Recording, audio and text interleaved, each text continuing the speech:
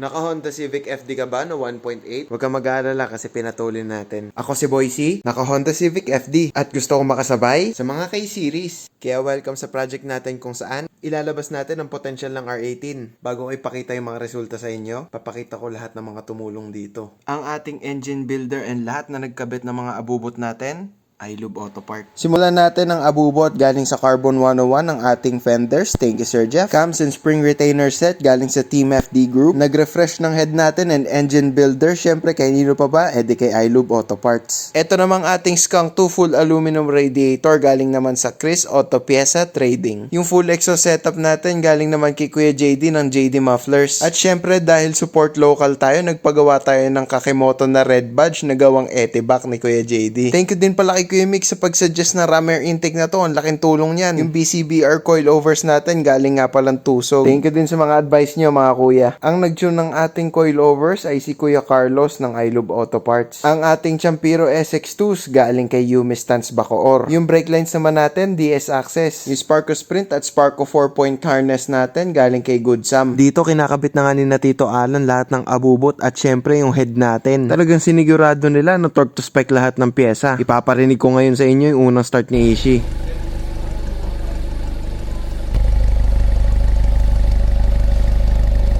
It's time guys. Be good.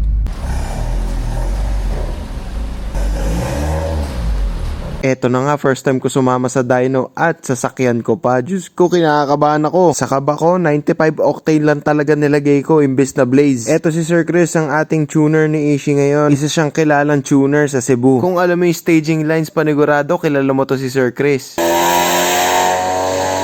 Dito, nagpull na kami ng isa para may basis kami kung anong resulta ng dating remap niya. Di maganda yung unang pull pero kaya pa nating improve yan.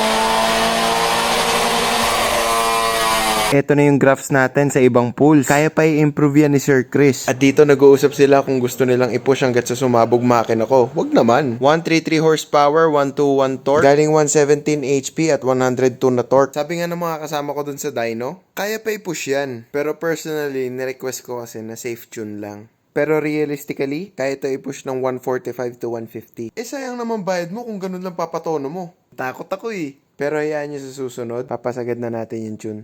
Gusto ko lang din magpasalamat sa lahat ng tumulong sa akin. By the way, lahat ng to hindi sponsored. Lahat to gastos ko. For the sake na makatulong sa lahat ng naka-R18. Nakikita nyo tong build na to sa Full Throttle Weekend sa 25. See you there! Kung nakatulong man tong build ko sa inyo, please like, follow, repost, share, comment kung ano mang opinion nyo. Yun lang.